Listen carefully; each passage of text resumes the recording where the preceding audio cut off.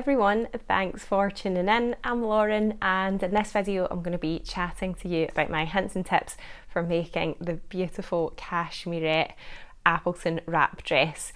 So some of you will be watching this video because you purchased a kit with all of the supplies to make a really nice version, or some of you might be watching it just because you got the video as a separate thing. But I'm going to run through the things that we included in the kit and chat about the fabric that we included as well. So if you did just buy the video, then it might sort of help you to make a choice on your fabric too if you don't have that already.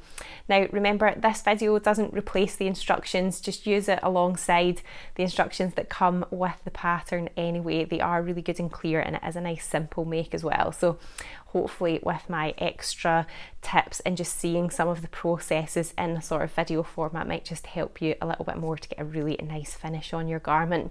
So if you did buy the kit from us, then inside there you're going to find some jersey needles, which are ballpoint needles, and for the weight of fabric we included in the kit, I would recommend using the size 70 from that pack just because it is quite a lightweight jersey fabric.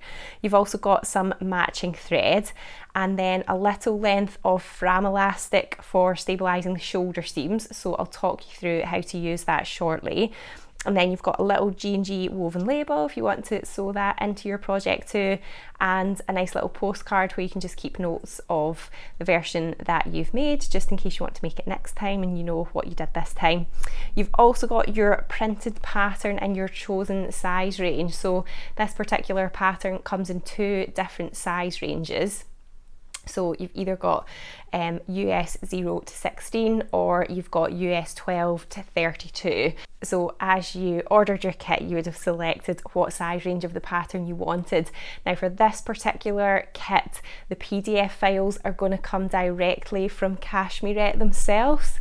So just allow potentially like a little bit longer than normal for them to arrive, just because it's a manual process of us telling Cashmerette what your email address is so that they can email the pattern files directly to you, and it is just whatever size range you selected to be printed as well. So it's not the 0 to 32 that you'll get as PDF, it'll either be sort of one or the other. That's just the way that Cashmerette are sort of operating with that. But you do have a link to the PDF instructions, and that would be with your order confirmation email. So you do have everything that you need to get started anyway, because you've got your paper copy in your kit, and then you've got the instructions anyway, unless you opted to get them printed and sent with your kit too, but you've always got that electronic version to have a look at anyway. Then in terms of the fabric, we had 3 choices of fabric. So a deep teal plain colour, which is the one I'm wearing just now, and then 2 really beautiful, nice fresh summery prints as well. And all of these fabrics were knitted and dyed, and then the print ones were printed all here in the UK from one of our UK suppliers, especially for G&G. So we picked what colours and designs we wanted, and then they made the fabric just for us. It is on a micro modal base cloth, which feels absolutely beautiful. It's such a lovely jersey. It feels so soft and silky. It's really comfortable to wear. It's got a good amount of stretch, and yeah, it's just such a lovely fabric. I also found that as I was making the samples, it tends not to sort of curl and roll quite as much as some other jersey fabrics that are lightweight that I've worked with before. So that was just a nice added little bonus. It doesn't tend to sort of curl and move around a lot, but yeah, I think you'll enjoy sewing with it, and I think you'll really enjoy wearing it as well, because it is just such a lovely, comfy, soft fabric. In terms of pre-washing it, I would recommend pre-washing it at 30 degrees just on a normal cycle, and then do try to dry it as flat as you can. The fabric is quite weighty, like you'll feel it, you know, in your hand. You've got quite a length of fabric. It does have quite a lot of weight and body to it. So if you hang it up somewhere when you come to dry it, it's quite easy for the fabric to sort of inadvertently become stretched as you dry, and then that can then affect out the accuracy of when you cut, and it can lead to the pieces just getting a bit distorted. So if you can, it is best to try and dry it as flat as you possibly can. So I have one of those air dryer, you know, like a drying rack at home, which opens out to have like quite a flat surface, you know, with slats all along it. So what I usually do is I'll just fold the fabric up so that it's lying totally flat on that, so nothing's hanging over the edge at all.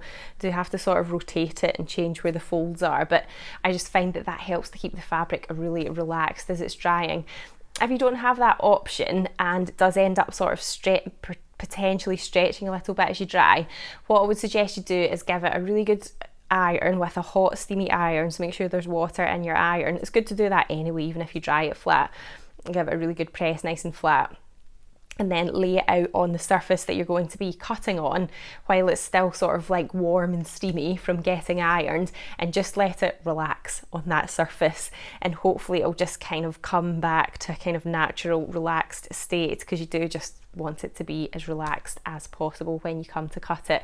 Okay, the next thing is choosing a size, and if you've not used Cashmerette patterns before, then you might not be aware that they do have different cup sizes that come with their patterns.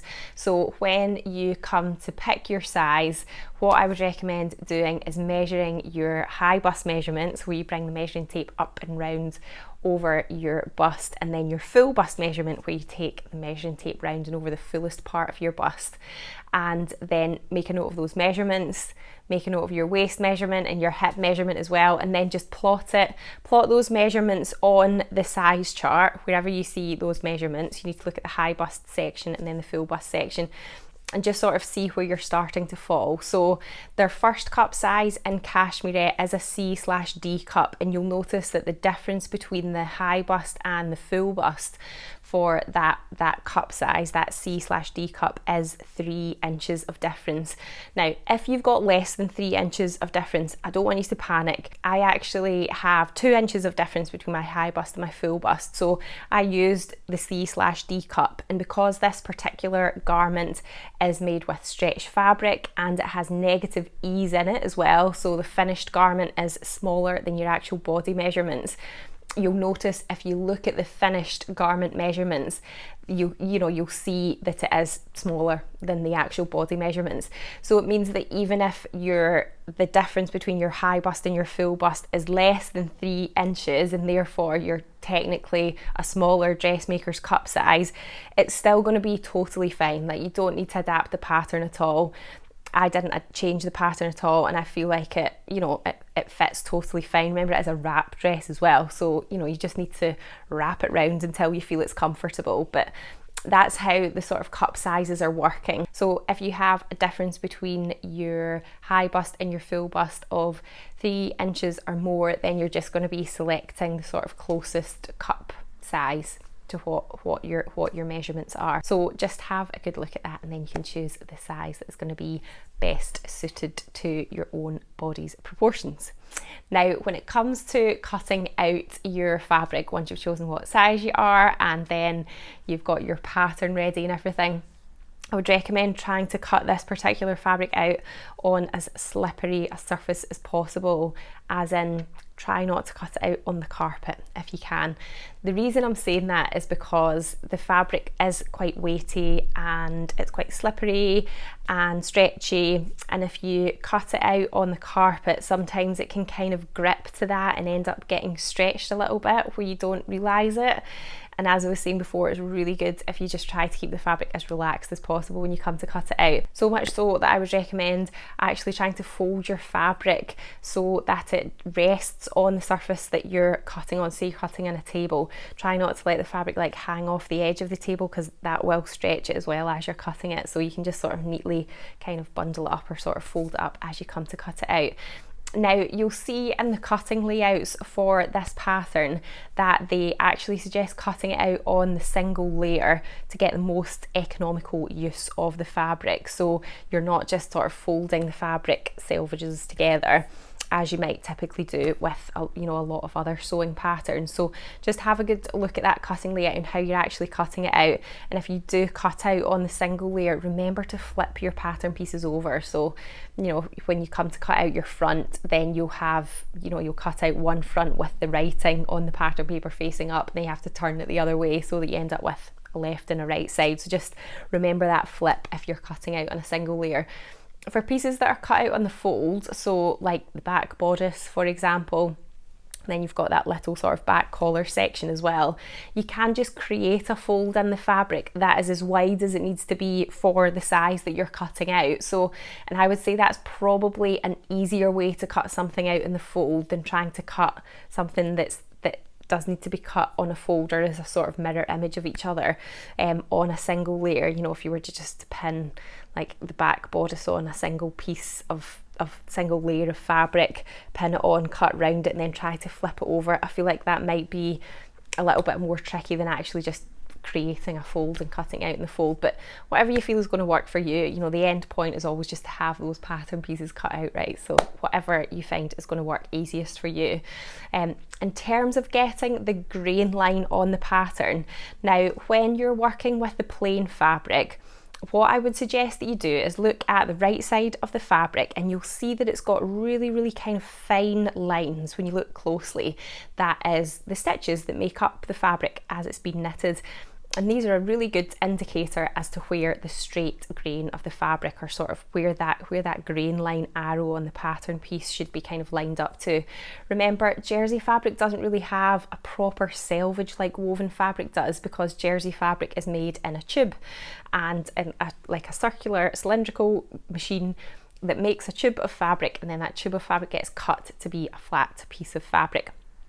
So where that cut edge that kind of makes a selvage isn't really exactly like a selvage. So that's why it's good to sort of use other means to try and get the straight grain of the fabric. So if you are cutting out in the single layer, what you can do is fold your pattern piece along that grain line, and then when you come to lay it on the fabric, just try to get that crease or that fold in your pattern lined up to those really fine lines of the fabric. It is obviously quite subtle, and it's not going to be like an exact science, but it's just something to kind of look for, something to give you a bit of an idea. When you come to cut any pieces out on the fold in plain fabric, then you can look along the fold that you create in the fabric and try to get those lines of the stitches running parallel to the fold as well. It's quite obvious when they're straight more or less, and when they're like running really off course like they are in this little clip here. So just try to get them as parallel as you can when you come to cut something out in the fold. If you are using the printed fabric, for the dotty one, when you kind of look at it face on, you're just going to see like lots of random dots. There isn't really kind of much sort of pattern or repeat to it, but when you do look at it at an angle, you can sort of start to see the repeat of the dots in it. So you'll sort of see where it's maybe very slightly denser in some places than others, and that can be a good indicator to cutting the fabric out straight as well, because that pattern will have been printed, you know, very close or more or less on the kind of straight grain of the fabric.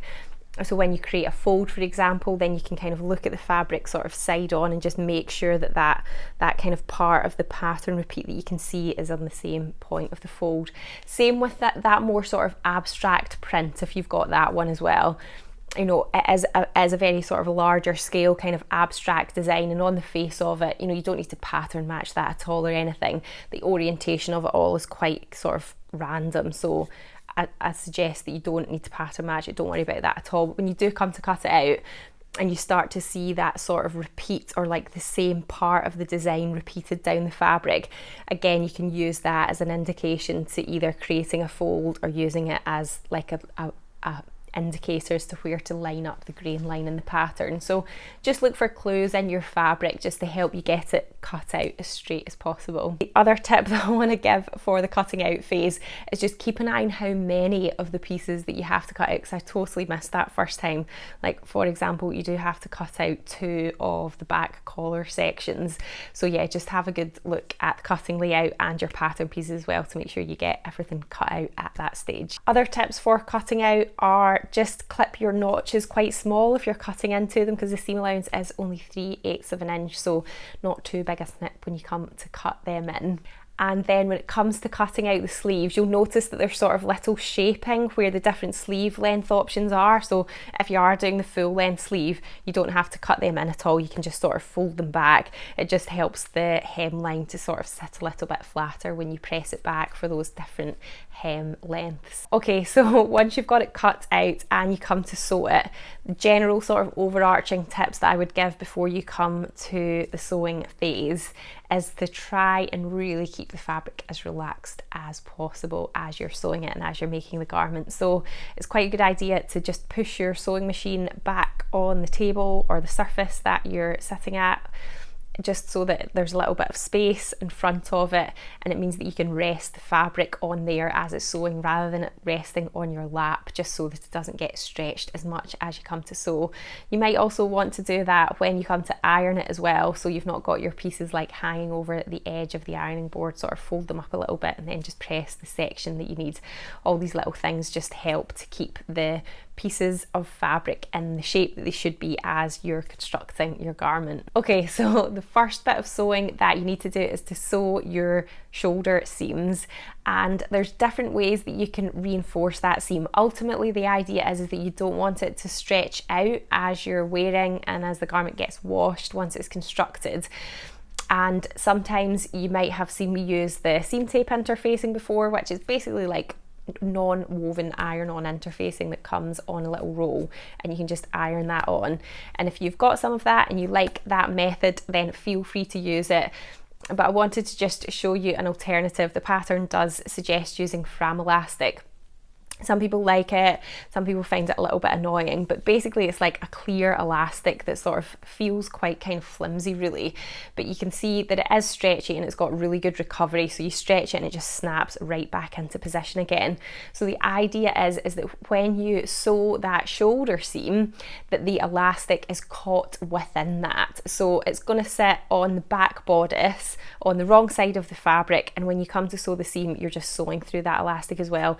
Do make sure the elastic is kept relaxed as you sew, because you don't want that seam to get gathered up. If the elastic gets stretched as it's sewn, it'll mean that it causes the seam to pucker a little bit.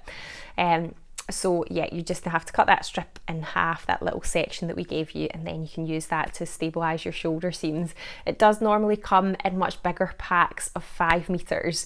So if you did like it and you wanted to get more of it for another project, then we do have that in the shop.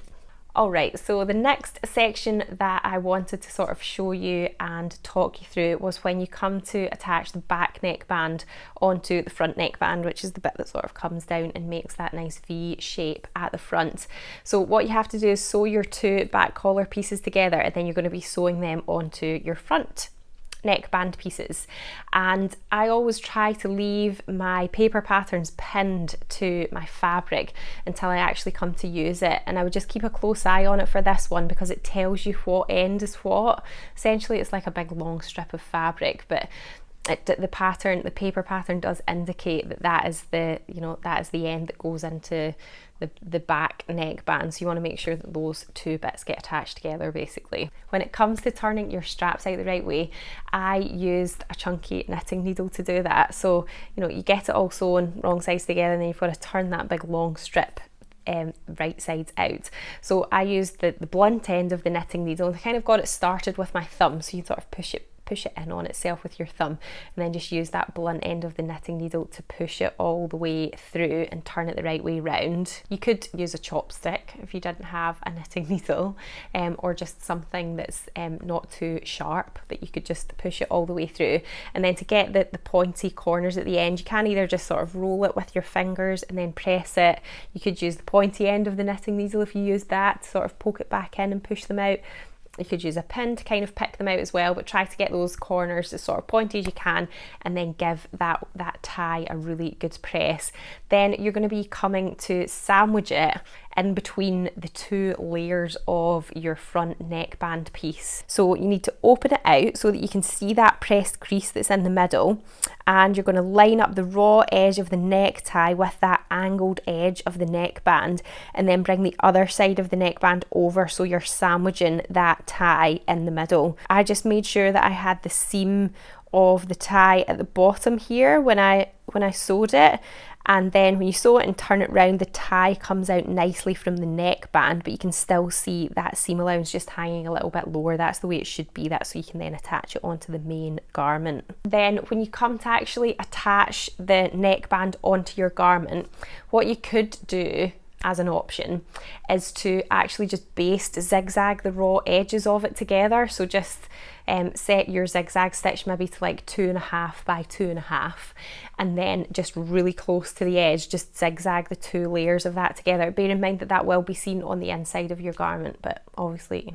that doesn't really matter. But you might find it makes it a little bit easier when it comes to pinning it on, because otherwise you're sort of struggling with 3 layers of fabric. I mean, it can be done, the fabric doesn't roll that much, so it's not too bad, but if you are finding it hard to do this stage, then base zigzagging it might just help you out a little bit. So as you're pinning that neckband on, just match up your notches and then match up the seam lines as well, the shoulder seam, and you'll notice that you do have to stretch that neckband a little bit to make it fit in. So do try to make sure you're matching up all of your notches first, so it just splits it up into smaller sections, and the aim is to just gently stretch the neckband so that it fits into the main bodice, but you're keeping the main bodice sort of relaxed. And then just plenty pins going in at a 90-degree angle to the raw edge, and then just getting that stitched on. And you'll find as you're stitching it that you might have to just gently kind of pull it as well, just so that the neckband is sitting flat as it gets sewn on. So once you do have it sewn, everything might sort of look a little bit kind of wrinkly and maybe gathered a little bit. That's totally normal. Just give it a really good press. You're pressing all of the seam allowances towards the main bodice, you know, like the main garment, and then you can either optionally top stitch it. So you can see on this version I didn't top stitch it, but you could if you wanted that seam allowance down, so you'd have a line of stitching there. And that would have to be in some kind of stretch stitch, so either a stretch stitch if you've got that on your sewing machine, or a zigzag stitch, or you could just leave it as well, totally up to you. When it comes to put the sleeves on, you're going to be putting them in on the flat, which is a really common way for sleeves to be put in jersey, which you'll know if you've sewn with jersey before.